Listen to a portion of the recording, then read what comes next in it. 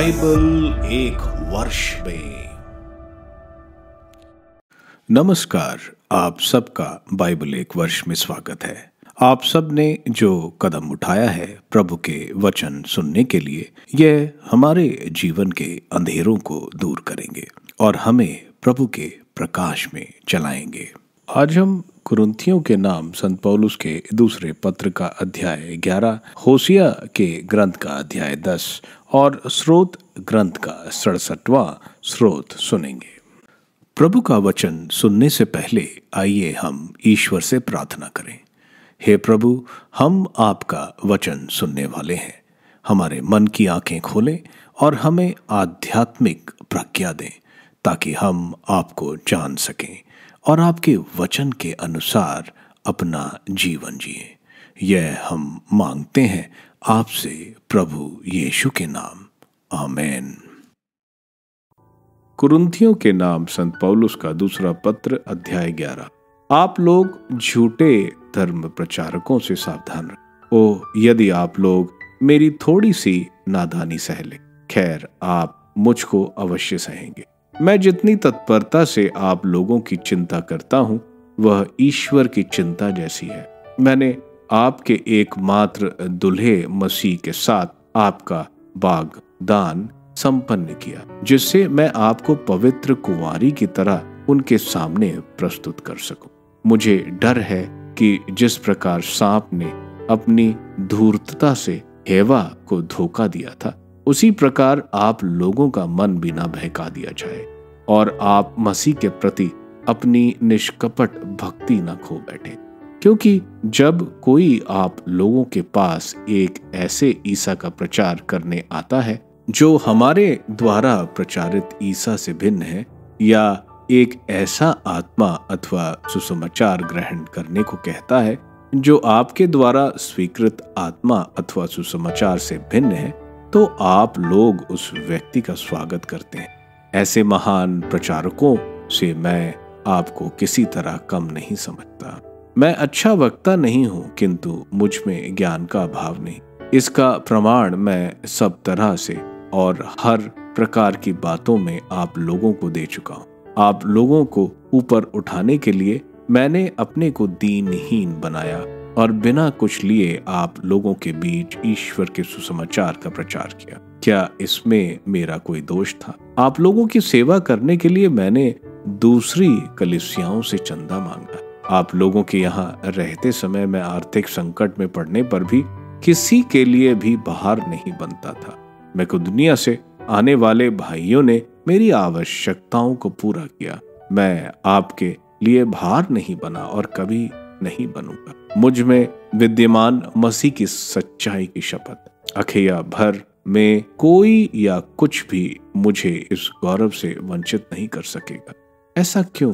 क्या इसलिए कि मैं आपको प्यार नहीं करता? ईश्वर जानता है कि मैं आप लोगों को प्यार करता हूँ। मैं जो करता आ रहा हूँ वही करता जाऊंगा, जिससे उन लोगों को इस बात पर गर्व करने का मौका ना मिले कि वे प्रचार कार्य में मेरे बराबर हैं, क्योंकि वे झूठे प्रचारक और कपट पूर्ण कार्यकर्ता हैं, जो मसीह के संदेहवाहक का स्वांग रचते हैं। यह आश्चर्य की बात नहीं, क्योंकि स्वयं शैतान ज्योतिर्मय स्वर्गदूत का स्वांग रचता, इसलिए उसके कार्यकर्ता भी सहज ही धर्म के सेवक का स्वांग रचते हैं, किंतु उनकी अंतगति उनके आचरण के अनुरूप होगी। संत पौलुस अपने कष्टों पर गर्व करते हैं। मैं फिर कहता हूं, कोई मुझे नासमझ नहीं समझे, और यदि मुझे ऐसा समझते हो तो मुझे थोड़ी सी डींग मारने की छूट भी दो। इस संबंध में मैं जो कहने वाला हूं वह तो प्रभु के मनोभाव के अनुकूल नहीं, बल्कि नासमझी मात्र है। जब बहुत से लोग उन बातों की डींग मारते हैं जो संसार की दृष्टि में महत्व रखती है, तो मैं भी वही करूं। समझदार होने के नाते आप लोग नासमझ लोगों की व्यवहार खुशी से सहते हैं। जब कोई आपको स्वतंत्रता छीनता, आपकी धन संपत्ति खा जाता, आपका शोषण करता, आपके प्रति तिरस्कार पूर्ण व्यवहार करता अथवा आपको थप्पड़ मारता है, तो आप यह सब सह लेते हैं। मैं संकोच के साथ स्वीकार करता हूं कि आप लोगों के साथ इस प्रकार का व्यवहार करने का मुझे साहस नहीं हो।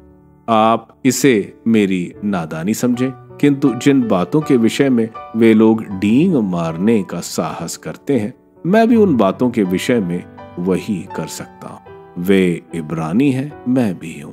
वे इजरायली हैं, मैं भी हूं। वे इब्राहिम की संतान हैं, मैं भी हूं। वे मसीह के सेवक हैं। मैं नादानी की झोंक में कहता हूं कि मैं इसमें उनसे बढ़कर, मैंने उनसे अधिक परिश्रम किया, अधिक समय बंदी गृह में बिताया और अधिक बार कोड़े खाए। मैं बारंबार प्राण संकट में पड़ा। यहूदियों ने मुझे 5 बार एक कम 40 कोड़े लगाए। मैं 30 बार बेतों से पीटा और 1 बार पत्थरों से मारा गया। 3 बार ऐसा हुआ कि जिस नाव पर मैं यात्रा कर रहा था वो टूट गई और 1 बार वह पूरे 40 घंटे खुले समुद्र पर इधर उधर बहती रही। मैं बारंबार यात्रा करता रहा। मुझे नदियों के खतरे का सामना करना पड़ा, डाकुओं के खतरे, यहूदियों के खतरे, गैर यहूदियों के खतरे, नगरों के खतरे, निर्जन स्थानों के खतरे, समुद्र के खतरे और कपटी भाइयों के खतरे। मैंने कठोर परिश्रम किया और बहुत सी रातें जागते हुए बिताई। मुझे अक्सर भोजन नहीं मिला। भूख, प्यास, ठंड और कपड़ों के अभाव, यह सब मैं सहता रहा। और इन बातों के अतिरिक्त सब कलीसियाओं के विषय में मेरी चिंता हर समय बनी रहती। जब कोई दुर्बल है तो क्या मैं उसकी दुर्बलता में प्रभावित नहीं? जब किसी का पतन होता है तो क्या मैं इसका तीखा अनुभव नहीं करता? यदि किसी बात पर गर्व करना है तो मैं अपनी दुर्बलताओं पर गर्व करूंगा। ईश्वर हमारे प्रभु ईसा मसीह का पिता युगानुयुग धन्य है। वह जानता है कि मैं झूठ नहीं बोल रहा हूं। जब मैं दमिश्क में था तो राजा अरितास के राज्यपाल ने मुझे गिरफ्तार करने के लिए नगर पर पहरा बैठा दिया। मैं 4 दीवारी की खिड़की से टोकरी से नीचे उतार दिया गया और इस प्रकार उसके हाथ से निकल भागा। उजिया का ग्रंथ अध्याय 10। मूर्ति पूजा का विनाश। इजराइल फैलने वाली दाखलता के सदृश है जिसमें बहुत से फल लगते हैं। वह फलों की बढ़ती हुई संख्या के अनुरूप अपनी वेदियों की संख्या भी बढ़ाता रहता है। वह अपने देश की समृद्धि के अनुरूप अपने पूजा स्तंभ अनुकरण करता है। उन लोगों का हृदय कपटपूर्ण है, इसलिए उन्हें अपने पापों का फल भोगना पड़ेगा। वह स्वयं उनकी वेदियां नष्ट करेगा और उनके पूजा स्तंभ गिरा देगा। तब वे कहेंगे, हमारा कोई राजा नहीं है, क्योंकि जब हम प्रभु पर श्रद्धा नहीं रखते हैं तो राजा हमारे लिए क्या कर सकता है। बकवाद बकवाद, झूठे शब्द, संधियां और जुते हुए खेतों के कूड़े में धतूरे के पौधे जैसे मुकदमे बाजी बढ़ती जा रही है। समरिया के निवासी बेत आवेन के बछड़े के लिए चिंतित हैं। लोग उसके लिए मातम मनाते हैं और पुजारी मूर्ति की महिमा के लिए विलाप करते हैं, क्योंकि वह अब महिमा रहित हो गई है। वह बड़े राजा का भेंट स्वरूप असूर ले जाएगी। एफ्रम को लज्जित होना पड़ेगा और इजराइल को भी अपनी मूर्ति पूजा के कारण हताश होना पड़ेगा। समरिया का राजा पानी के फेन की तरह लुप्त हो गया है। आवेन के पहाड़ी पूजा स्थान नष्ट किए गए जहां इजराइल पाप करता था। उनकी वेदियां पर कांटे और उष्ट कटारे उगेंगी। तब लोग पहाड़ों से कहने लगेंगे, हमें ढक लो, और पहाड़ियों से हम पर गिर पड़ो। इजराइल, गिबुआ के समय से ही तुम पाप करते चले आ रहे हो। वहां उन्होंने मुझसे विश्वासघात किया, तो गिबुआ में ही युद्ध उन्हें क्यों ना धर दबाएगा। मैं दुष्ट कर्मियों को दंड देने आ रहा हूं। राष्ट्र उनके विरुद्ध एकत्र हो जाएंगे। वह अपने महापाप के लिए उनको दंड देंगे। एफ्रम ऐसी निकाली हुई बछिया है जो दावने के लिए तैयार रहती है। किंतु अब तक मैं उसकी कोमल गर्दन पर जुआ नहीं रखा। अब तो मैं एफ्रेम पर जुआ रखूंगा ही। यूदा को हल जोतना होगा, याकूब का हेंगा खींचना पड़ेगा। तुम धार्मिकता बो तो भक्ति लूनोगे, अपनी परती भूमि जोतो क्योंकि समय आ गया है। प्रभु को कब तक खोजते रहो जब तक वह आकर धार्मिकता न बचाए। इज़राइल का विनाश। तुमने अधर्म के बीज बोकर हल जोता था, अब अतः तुम्हारी फसल अधर्म ही है और तुमको विश्वासघात का फल खाना पड़ा है। तुमने अपने रथों पर और सेना बल पर भरोसा रखा है, इसलिए तुम्हारे लोगों के बीच भीषण युद्ध छिड़ जाएंगे तथा तुम्हारे किले नष्ट हो जाएंगे। स्मरण रहने की शलमान ने युद्ध में बेत अर्बेल को नष्ट किया था और बच्चों के साथ ही माताओं को भी मौत के घाट उतारा है। इज़राइल के घराने, तुम्हारी घोर दुष्टता के कारण तुम्हारी भी यही गति होगी और बोर को इज़राइल के राजा का पूर्ण विनाश होगा। स्रोत ग्रंथ स्रोत 67। फसल के बाद सामूहिक प्रार्थना। संगीत निर्देशक के लिए तार वाद्यों पर एक स्रोत, एक गीत। ईश्वर हम पर दया करे और हमें आशीर्वाद दे। वह हम पर दया दृष्टि करे जिससे पृथ्वी पर तेरे मार्ग का और राष्ट्रों में तेरी मुक्ति विधान का ज्ञान हो। ईश्वर राष्ट्र तुझे धन्यवाद दे, सभी राष्ट्र मिलकर तुझे धन्यवाद दे। सभी राष्ट्र उल्लसित होकर आनंद मनाए, क्योंकि तू न्याय पूर्वक सागर का शासन करता और पृथ्वी पर राष्ट्रों का पथ प्रदर्शन करता है। ईश्वर राष्ट्र तुझे धन्यवाद दे, सभी राष्ट्र मिलकर तुझे धन्यवाद दे।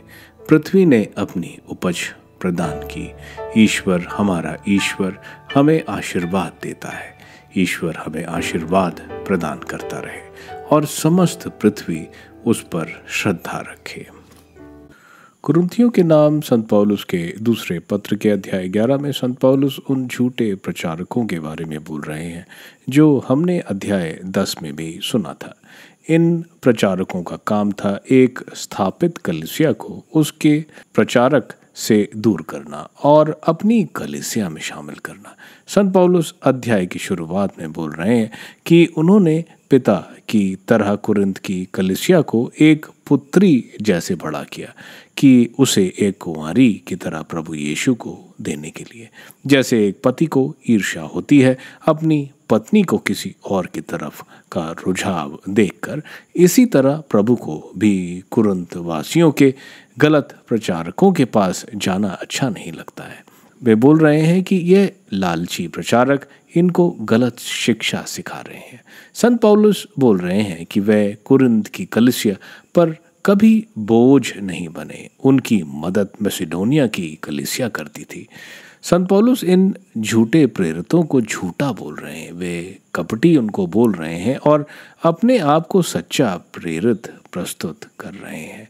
आगे संत पौलुस अपने आप को इन झूठे प्रेरितों से कंपैरिजन कर रहे हैं और दिखाते हैं कि वे उन सब से ऊंचे हैं। वे यहूदी हैं, इजरायली हैं और प्रभु यीशु के प्रेरित हैं। वे अपने दुख और तकलीफ़ों जो उन्होंने प्रभु के लिए सही वो भी बता रहे हैं। जो 5 बार 40 कोड़े उनको लगाए गए, 3 बार रॉड से मार खाई, पथराव किया गया, 3 बार समुद्र में जहाज डूब गया, चोरों और लोगों के अनगिनत खतरे उन पर पड़े।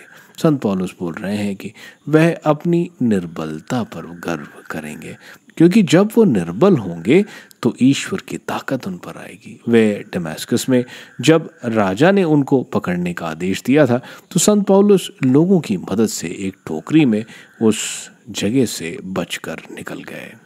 होसिया के ग्रंथ के अध्याय 10 में इज़राइल को एक समृद्ध अंगूर के पेड़ सा दर्शाया गया है। उनकी समृद्धि झूठे देवताओं के बलिवेदियां बढ़ाती हैं। उन्होंने ईश्वर का अनुबंध तोड़ा है। अब कोई मूर्ति या झूठे देवता उनकी मदद नहीं करते। इस पाप की वजह से इज़राइल के झूठे देवताओं के बलिवेदियां उजाड़ बन जाएंगी। उनके बछड़ा जो उन्होंने बनाया था उसे असीरियन अपनी जीत की खुशी में असीरिया ले जाएगा। सारे बलिवेदी अन्य देवताओं की उजाड़ बन जाएगी। स्रोत ग्रंथ के 67वें स्रोत एक धन्यवाद का स्रोत है। स्रोतकार ईश्वर को धन्यवाद दे रहा है इज़राइल के अच्छे फसल के लिए, और वो इज़राइल और बाकी देशों को ईश्वर की प्रशंसा करने को कह रहा है। इज़राइल ईश्वर की प्रज्ञा का गवाह है। किस तरह इज़राइल से बाकी देश भी प्रज्ञा प्राप्त करेंगे।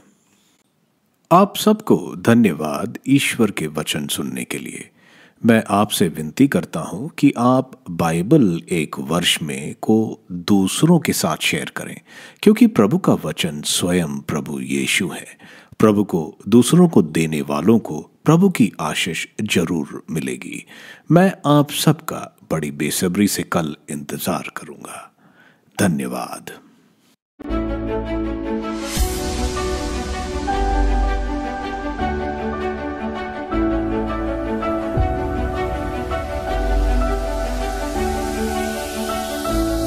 बाइबल एक वर्ष में